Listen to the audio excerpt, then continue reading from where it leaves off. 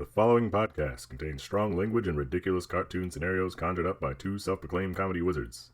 Between you and me, they're more like Saturday morning court jesters fueled by sugary cereal. But either way, the opinions expressed and presented are mere musings, so please humor their well-intentioned hijinks with a laugh and not by taking anything they say seriously. Unless, of course, you want to pay them to say something else. Could always use a new pair of shoes.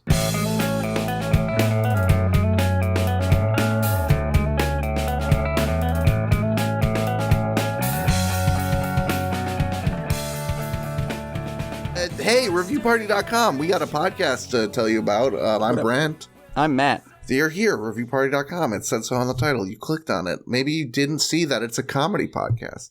It is. That whips up the comedy from internet reviews from places like Amazon, Google, Target.com, TripAdvisor.com. All of them. All of them. All them suckers. We're real sucker status. So think of someone in your life who's got sucker status. Someone from your past who's a total dork rod sucker.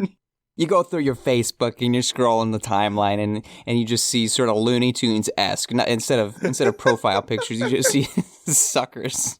Cartoon suckers. Sucker after sucker. What gets me is when the Facebook algorithm serves you a sucker, right? It's, there's the people you see a bunch of. Like, my wall is just like the 5 funny dudes I knew from high school and college who post a lot on Facebook for some reason, but they're supplying good memes and funny content and share, so I like it a lot, and it shows me more, and I kind of have a good relationship there.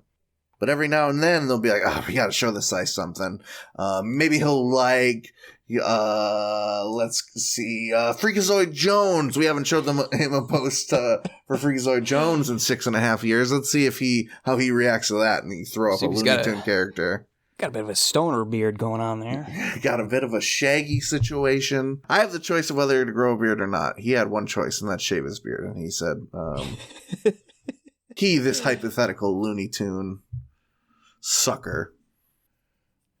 You know, would you call Daffy Duck a sucker? Sometimes he's a sucker, yeah. Yeah. But I love him far too affectionately to say that in a mean way. Like I was just saying about this hypothetical sucker that Matt showed me. I have a review, or do you want to start this week? By all means, please. Start. This is one, just a ridiculous one to start from last week that didn't make it because we were gabbing too long, imagine. From Amazon, we got the Yamakopter. The Yamakopter. Okay. The Yamakopter original novelty kippa with a spinning propeller. The perfect Jewish gift for Hanukkah and more black. It is a yarmulke with a funny little propeller on it. Okay. It's got the classic kind of black and navy, but it's also got the cartoon rainbow propeller version. Okay. If you really want a little Tweedledee-esque.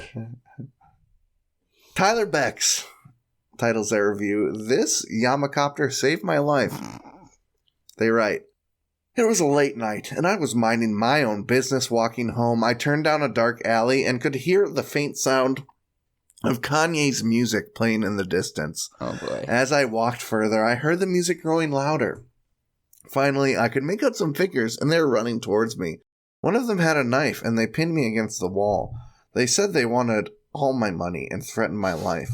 Just when I thought all hope was gone, my Yamakopter started spinning rapidly and emitting a glow that got quickly brighter. There was a flash and a boom. All of a sudden, Jesse Eisenberg, Ben Sharpio, and Drake appeared out of nowhere. Who knew Drake was Jewish? Everyone was shocked, and my assailants fled. This was my first experience with a supernatural phenomenon from an Amazon product, but I owe my life to this company. 5 out of 5 would recommend. 5 stars." Okay, I was expecting, I don't know what I was expecting. Flash of light, I was expecting Jewish space lasers references to start popping up, and that the space lasers vaporized these random knife wielders. I think that's honestly a missed opportunity. I mean, it's just going to be a little writerly here. There should have been more. It should have been less of Jewish Jewish heroes. Jewish folk heroes. Yeah. It should have been some sort of space laser. It really would have I want spiced that this new up for you. age, that new age Jewish folklore. Yeah, I kind of thought the yamakopter in and of itself, the helicopter, helicopter Yamaka plus powerful Jewish faith equals some sort of Inspector Gadget flight device. See, initially I thought maybe it would just like you grab that blade off the top and you can use it as a weapon, but the review just continued to climb higher and higher as it jumped the shark.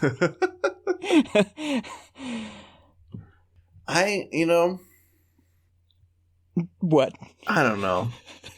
I think it leaned into some stereotypes on both sides. I was a little afraid of the Kanye name drop, but then I remembered, oh yeah, Kanye was a vocal Nazi.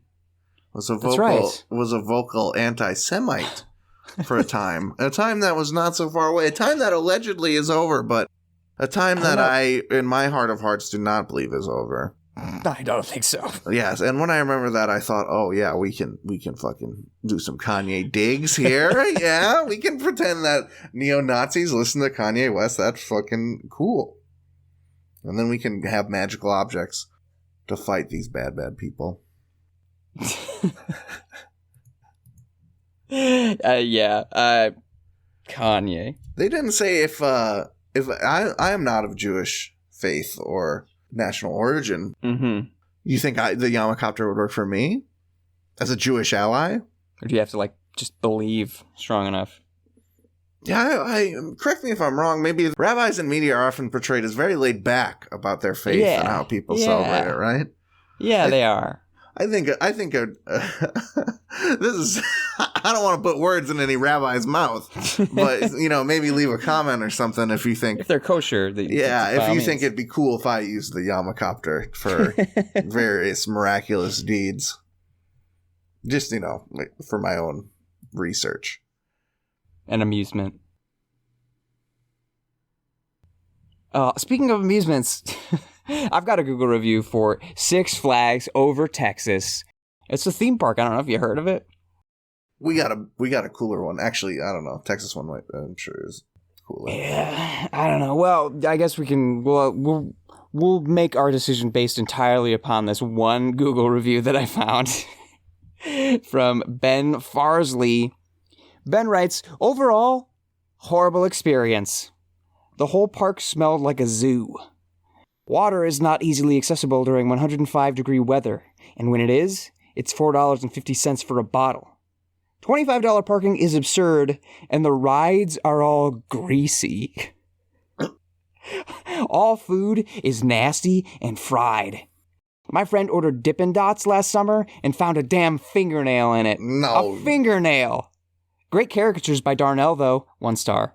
There's no freaking fingernails in Dippin' Dots. That was an ice chip or something.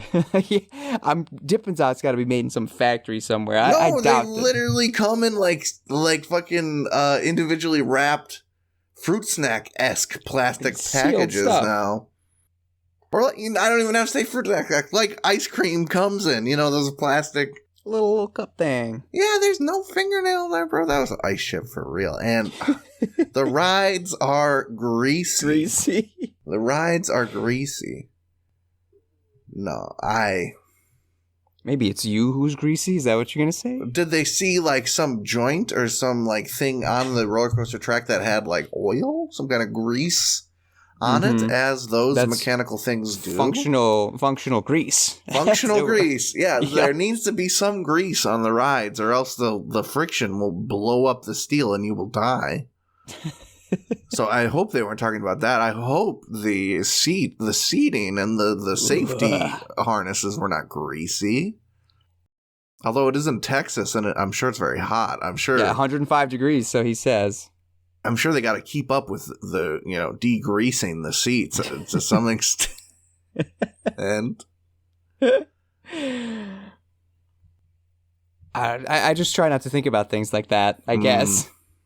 About the grease? About the grease factor, functional or non-functional. You're kind of an ostrich of the functional grease of the world. There's gonna be grease. I'm gonna come into contact with it at some point. But you can't waste your time worrying about it. No, you're spending a lot of money to go to Six Flags. You just pretend you're not touching the grease for a minute. God, maybe, I don't know if I've talked about this on the show, but the trip, I don't know, a few years ago when I went to Six Flags and I discovered the sheer juvenile joy that came from farting whilst riding the Superman coaster. The one that makes you, look down at the ground as if you are Superman. Right, you're kind of you're hanging in there like you're Superman flying around. That's already cool, but add in the factor that now you're propelled by your own farts. Right. And my mind, grease was not even in consideration. Grease was probably there, part of the function, but my mind was like, this is the most fun I've had. A guilty pleasure our ancestors could never understand. They would never understand or appreciate it. They're going to jump off cliffs while they're fighting mammoths. Yeah, those farts are functional, much like the functional grease. The farting while you're the evacuating gas out of your bowels while plummeting to do a killing blow upon a mammoth. That's just sort of you're not worried about controlling that right now. There's so much else to worry about. That his farts are going to fly and you won't even know or acknowledge it. You're a caveman. Your little loincloth is flapping in the wind. Free cheeks.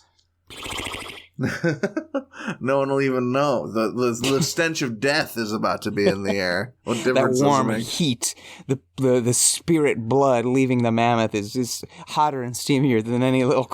Right. Any little Yeah, sort of the mist. You can see the soul evacuating the mammoth's corpse. That's going to cover any fart situation that's going on, for sure. It would be uncouth to worry about.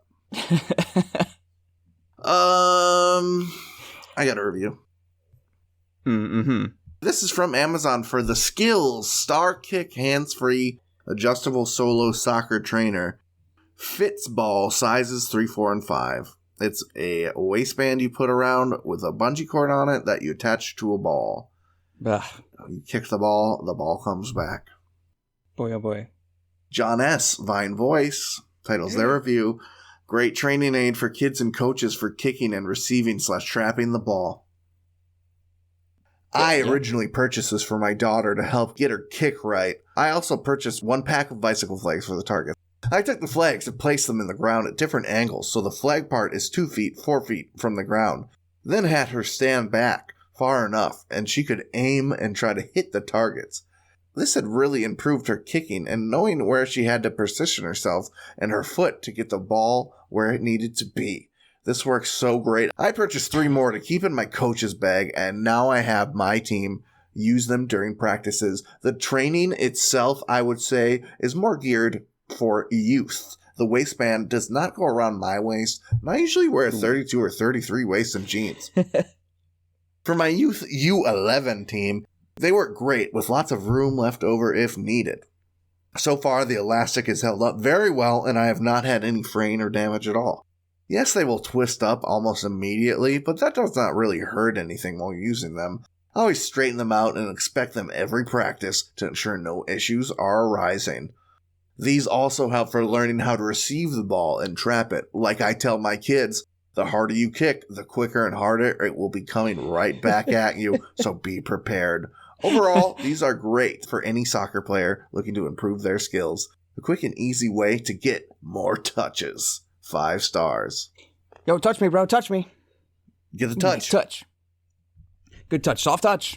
Good touch, soft touch, hot touch, cold touch, touch. Touch me. Touch me. Literally, I had teammates who would say things. Touch me. Touch me.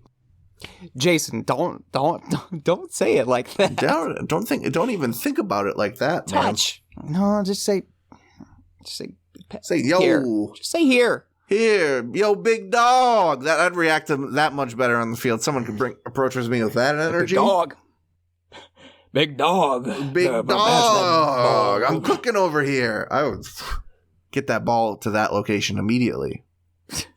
Hey, I'm pitching a tent over here. I'm setting up my barbecue. I'm wide open all day. Hey, I got my third limb going over here. My third eye is opened over here, brother.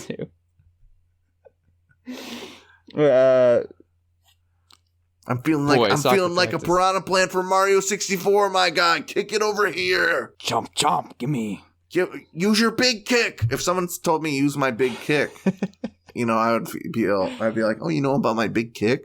Maybe I should pass it to you. You've noticed my big kick? My big kick, yes. Reverse psychology if you want more touches on the field.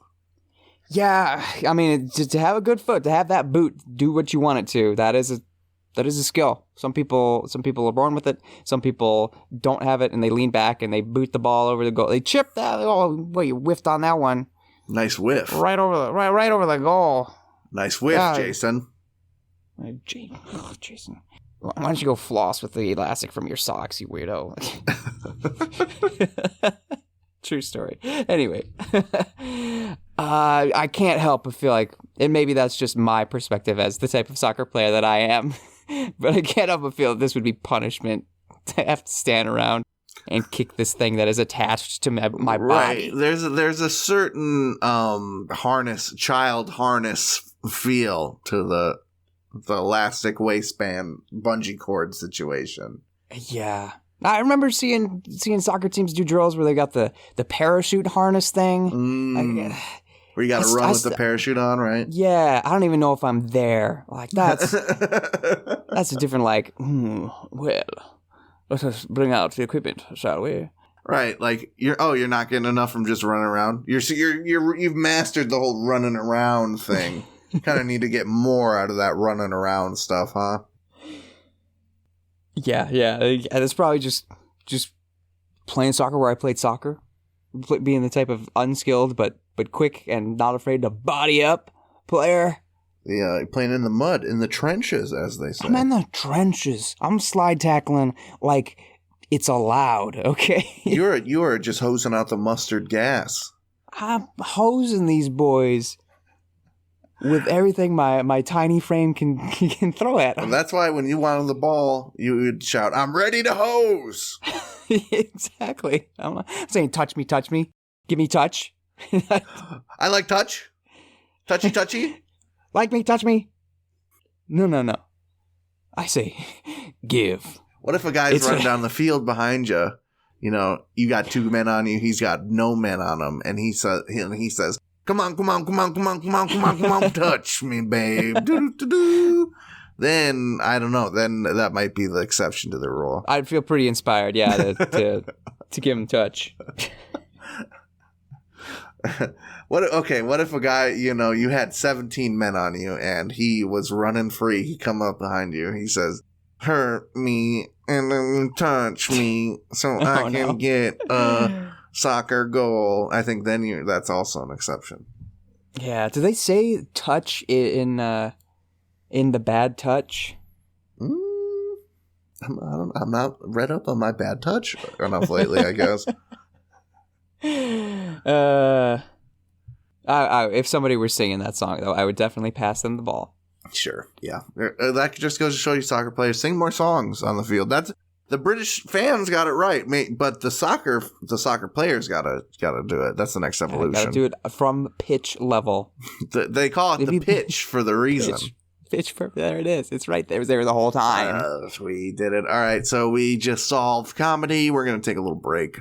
Yeah, we are. We'll be back with more solved comedy. Sploosh. Touch me.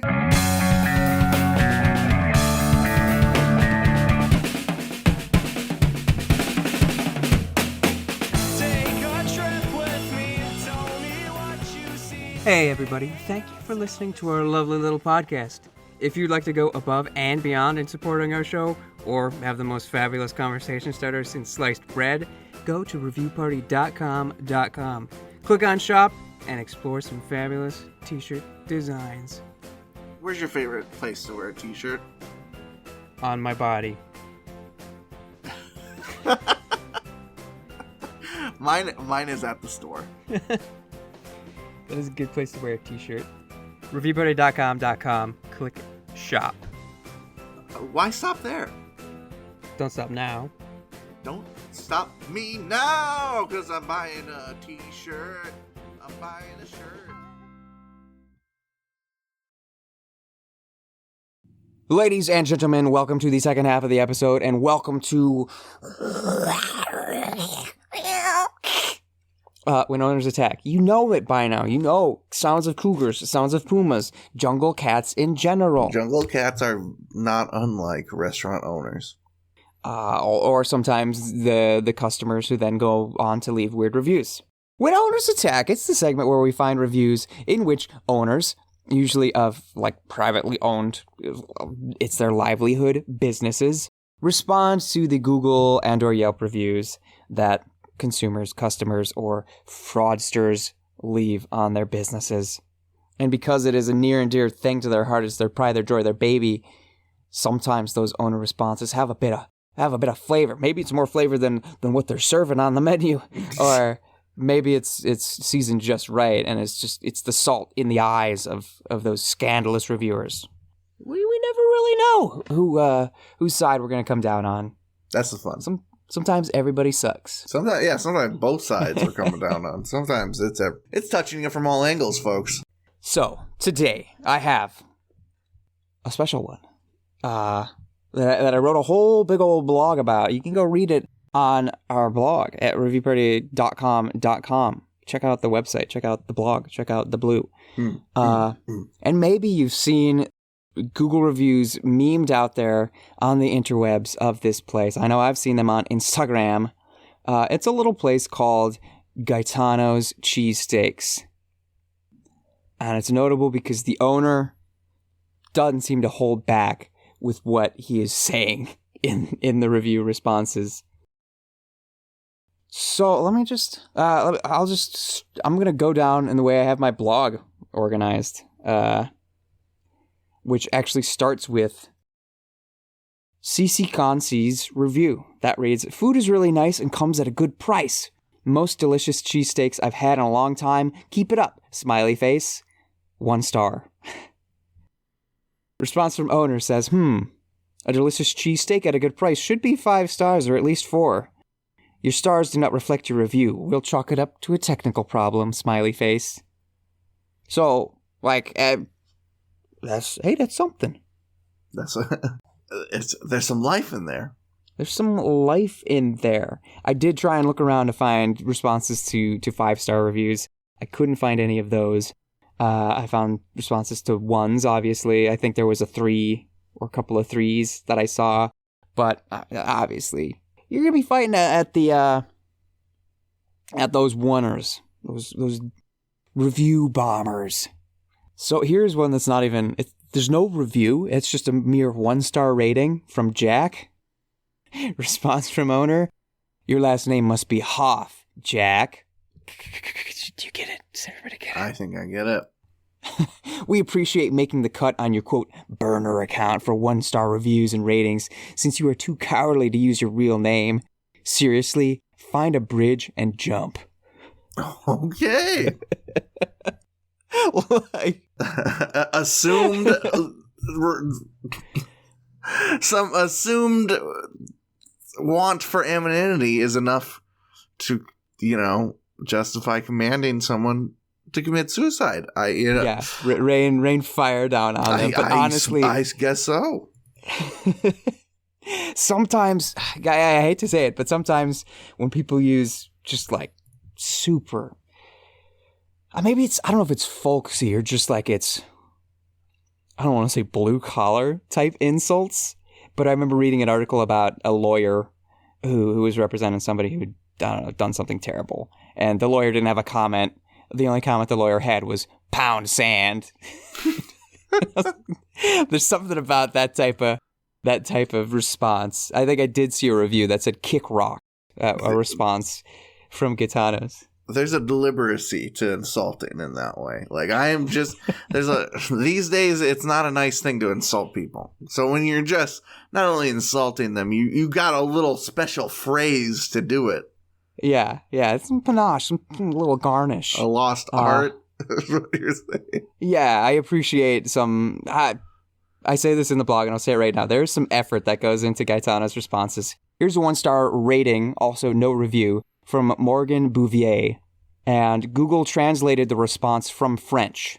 So the owner wrote a review response in French to this person, which translated to English reads, "Listen here, shithead. You live in France. You have never eaten here.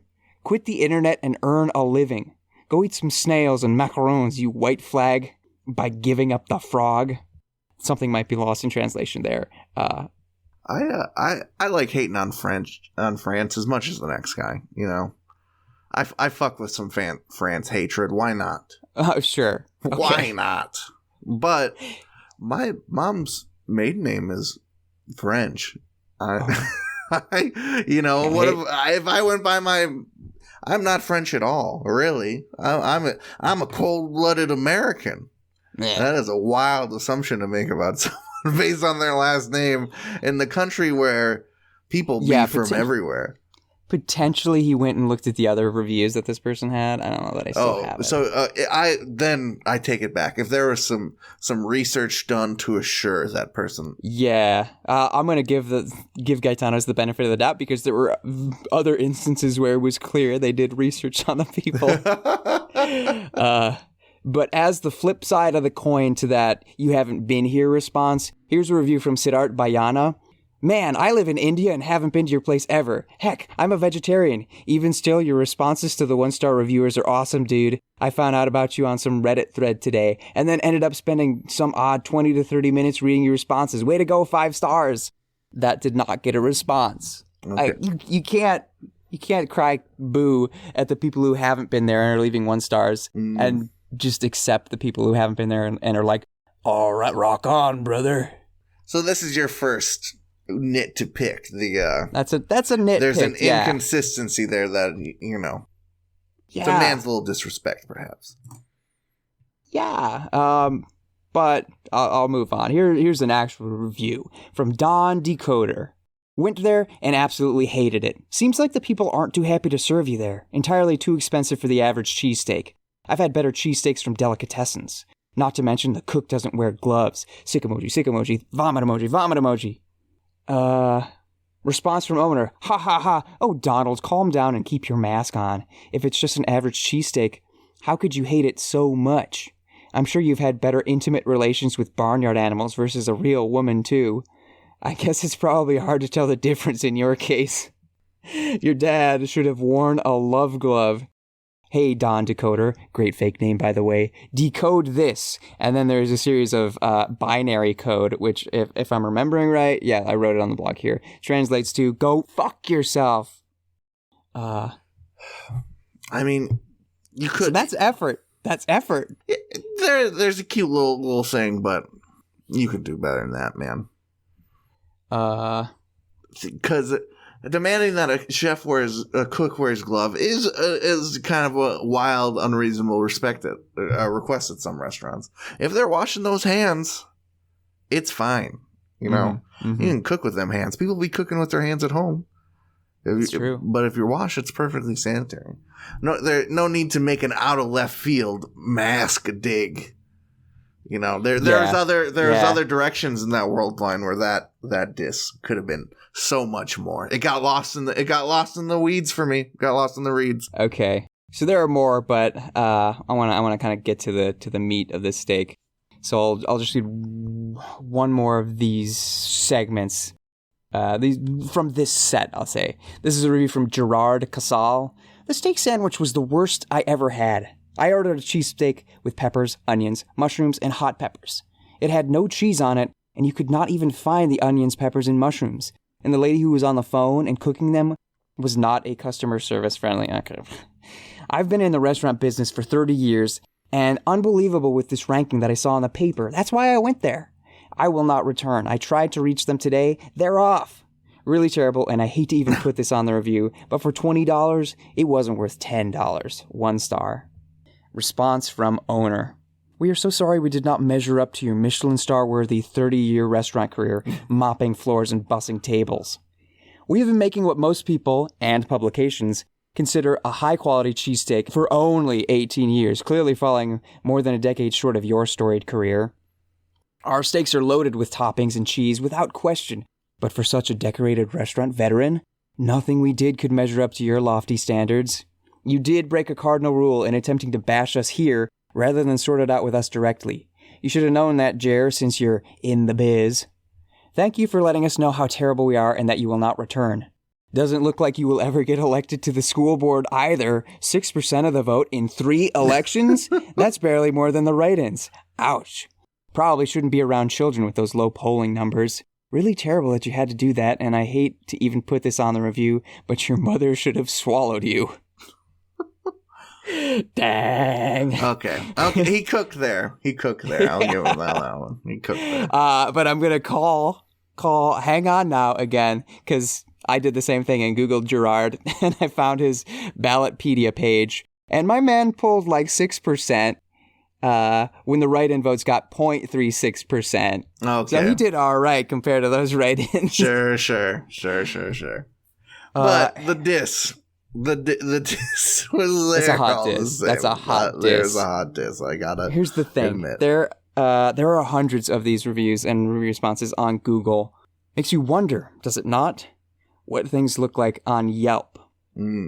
I found 3 review responses on all of the Yelp reviews. 3 total. They were all from the year 2015. And they all have a common theme, which is a little striking in that it is quite different. I will note that they've set their business owner name to Jeremy S. and are using a profile picture of Jeremy Stoppelman, Yelp CEO. There's no way to tell when they made that change, but it's just another little, like, screw the review system. I thumb my nose at you. But here's... I'm not even going to read this guy's review because it's really long. Let me just read this response from 2015. I'll skip ahead to the last paragraph of it. In the year 2015, when so many of us are struggling with life and death situations, it is shocking to me that anyone can call themselves a reviewer and say whatever they feel like about someone's business and livelihood. Not just us, but every other small business trying to make it in a corporate world. Life is too short for nastiness, for tearing people down, for meanness. Too short. Maybe you need to really think about the things you put into cyberspace and the impact it has on people you are judging. And it goes on to say a bit more, but like what changed? So this is a sort of dark villain origin story, isn't it? Yeah, that the breaking point must have been reached, or the fuck it point must have been reached, because all 3 of the review responses on Yelp are exactly like that. Let me see what's... They say, as a different review response, as you saying you threw up your lunch, that is just mean and unnecessary. Oh, okay, but how about... you should have called back to allow me to impress you rather than post such a petty review. That was the thing. My whole blog post was like, I'm not going to say this is petty. None of this is petty. And then I get to their response where they say, you posted a petty review. I'm like, what's going on here? It should come as no surprise that Gaetano's is online. I went to their website. I said, hey, can we maybe talk about this? Full disclosure, I was writing the blog as I asked that. I should have contacted them sooner, so their response could have been included in the blog. But hey, we'll do a part 2 to the blog and maybe a part 2 to this segment. We will, as yet to be determined what form that takes, whether we send them like a Q&A, like fancy journalists or whatnot. But I don't know. I don't know where I side on this one. It's just, I want the whole picture. I want the full story. I guess we'll have to dig deeper. I guess this is chapter 1. Chapter 1. Chapter 1 of question marks. Love a question mark. Do you have an exclamation point to take us somewhere else? Which ones? We're talking about food. Yeah, we are. Talking about food. Here's an Amazon review for Buio Tony 4 cheese ravioli refrigerated pasta 20-ounce family size package. Put it in the fridge. Put it in the fridge. It's ravioli. Put it in the water. It's hot. Holy moly. Got a review from Mary Connor. She titles her review, Another Good Bugliotini Fresh Pasta. She writes, the closer to the creation date, the better. It's fine all the way up to the BB date, but it's a bit tastier when I make it within a few days of purchase. It's also a bit better when I take it out of the fridge and let it come a bit closer to room temp before putting it in the nearly boiling water. Okay. I set it on the counter when I get the saucepan out and get the water started. And don't boil hard, just a gentle boiling so they don't fall apart from banging each other. Unfortunately, this ravioli has a number of pieces of, quote, ravioli that are just a flat square of pasta with no filling and no backside. 4 stars. Boy, I hate it when my wrap don't got no trunk. When my wrap don't have a backside. Even worse when they just can't stop banging each other. Where's that caboose? I want some peachy raviolis. I want some thick raviolis. I want the bump going both ways. You know, the bump is hardly being contained by either side. Yeah, I want some slamma-jammin' ravs. We haven't talked about the review at all yet, but let me ask you, what's your ideal, like, ravioli shape? I think mine is the classic. Obviously, Chef Boyardee ravioli isn't the ideal ravioli at all, but Correct. When it doesn't break apart, that shape is perfect. The Sort of pillow. A big pillow, yeah. Yeah, I like the pillow. Sure. The round, the big and round is too much. You gotta cut them in half before you eat them and stuff. Yeah. They're like, the shape is a little unsettling. Mm-hmm. Sometimes they're triangular. I can get down with that. I don't want the cereal-sized ravioli. No. But I do want a bite-sized ravioli. I go for a fried ravioli. Oh, every now and again. Now we're talking with the dip. Oh, yes. With the dip. Yeah. Yeah, fried ravioli go crazy. Then they can be big. You can eat them like a little chip, a little mozzarella stick. Yeah. Give me a ravioli the size of a pizza. I guess that's just a calzone. At that point. Calzone's just a ravioli too big to bite. But what do you think about her very meticulous buy creation date habits? I mean, I think anything that you get closer to its date of manufacture is probably going to taste better. Mm-hmm. Yeah. Mm-hmm. I guess pasta is like, this is prepared pasta already. You just need to cook maybe the meat and stuff. I'm sure it's just a boil. It's pre-cooked. You just got to boil it to life, I would imagine. Yeah. I can kind of understand maybe sitting it out, but I don't think that's really necessary. Oh, yeah, the sitting it out. It's put in the fridge because it's convenient. Right. Tear it open and pour it. Yeah, the bringing up to room temperature that's a lot. That's a lot to me for a product that the whole point is it's convenient. If you're letting it rise like a steak or something, like at that point, how many steps away are you from just making your own pasta and filling your roll own? Roll out some fresh dough, cut it, fill it, crimp it. The crimping is what I'm there for. I'm there with the fork and a smile on my face to crimp them puppies up. And then drop. Oh, watch! They're bumping. There is a little nightclub in there. Yeah, I don't mind when my ravioli bangs either. That's kind of another thing I have issue with. I like to see him dance. A rolling boil going, and the raviolis want to get their bang on. That's just less stirring for me, folks.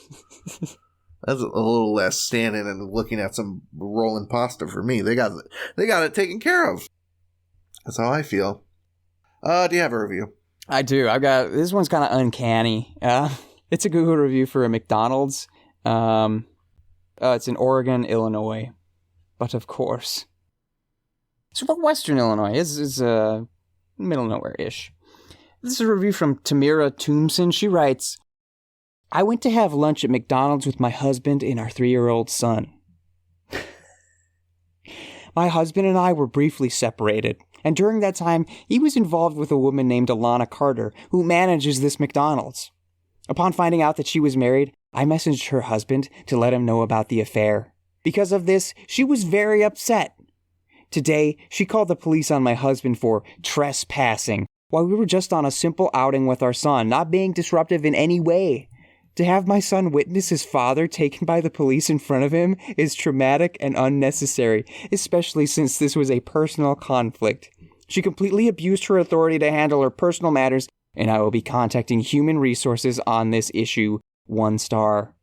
Just contact Human Resources. Don't write a review first. But she also happened to leave like the same review on multiple. Like she left it, yeah, she left it on a McDonald's in Oregon, Wisconsin first. Oh. And then left the same review on the one in Oregon, Illinois. She has one other review that is in Elk Grove Village, Illinois. So I'm assuming she is Illinois-based, not Wisconsin-based. She made an oopsie, and she said, let me copy-paste this in the right place. Copy-paste that. Let me copy and paste my threats properly here.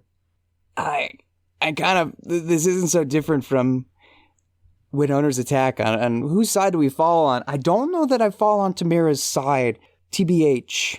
If you have a problem with someone, harassing you in some way, and they work at a restaurant, maybe don't. In my eyes, you're killing all your validity and trustworthiness by having to write a review instead of a review that contains the proper way to solve the problem, a threat of the proper way to solve the problem. If it's really that bad, you should just do the threat. You don't need to give them a warning first. You're not a like a TV villain. You don't need to monologue a bit. I will be contacting Human Resources. Dramatic pause. 1 star. Like, there's everything in your power to have avoided this situation. Mm-hmm. Maybe you don't go to the place where a person literally is trapped because they are working there. Yeah. Even if you're there and it's fine, I don't know. I know this gets said a lot, but shall we put ourselves in the feet of the adulterer here? Here comes this woman who ratted me out to my husband with her husband who I was getting with, and I don't know. Right, you're just asking for a conflict to be brewing. You're asking for it.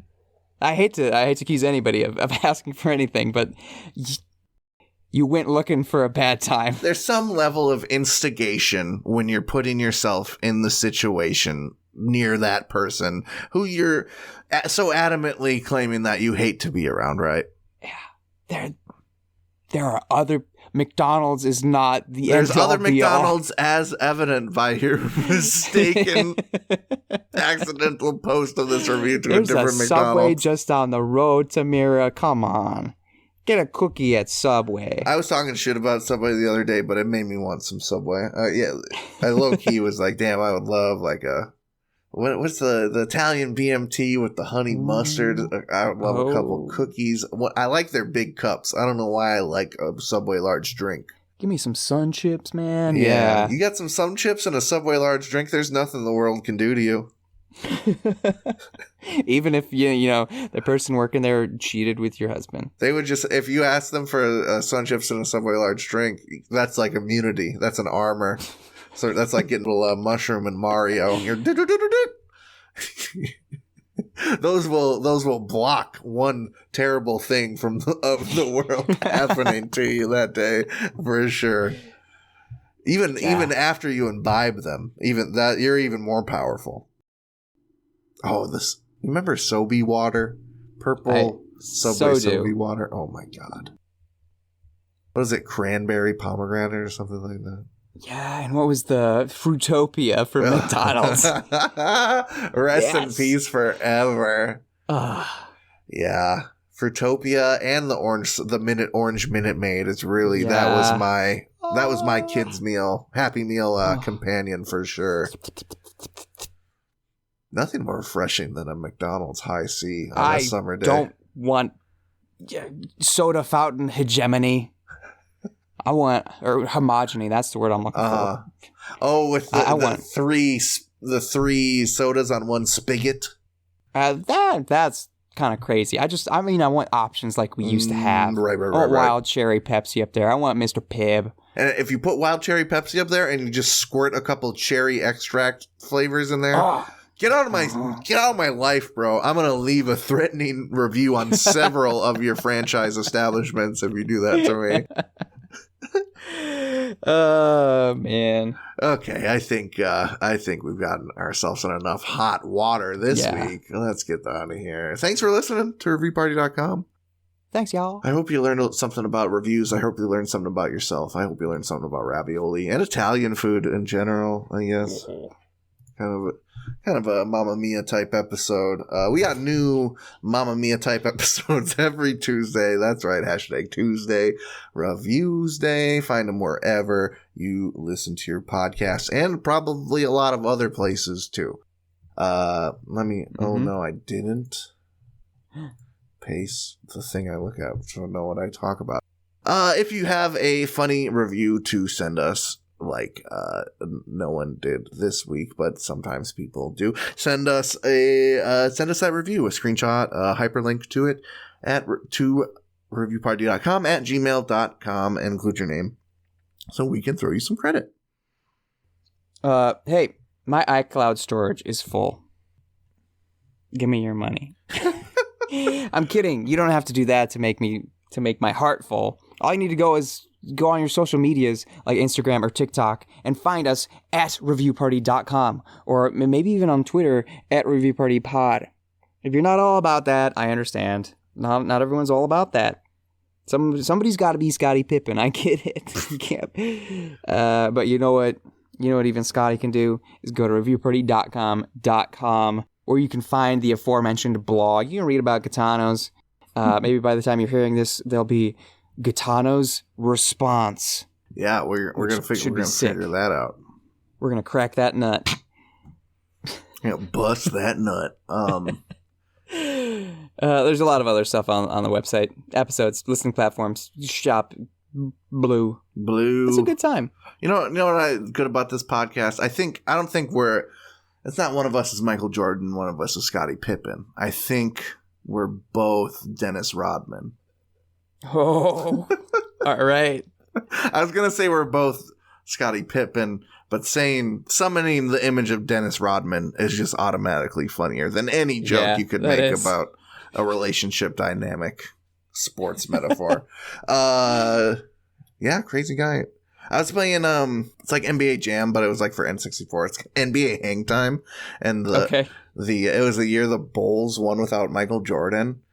And that team's banned, and house rules. No putting Rodman on the court, which sucks because you can change, and all the other teams you can just change which two players you have representing you. You can change Dennis Rodman's hair color in that. Oh yeah, it can be like green or pink or red. But you can't play as him because you automatically win because they're busted in that game. Anyway, know who else is busted? Nosebleeds, because their nose, it's busted, it's bleeding all over, it's bleeding sweet music in your ears.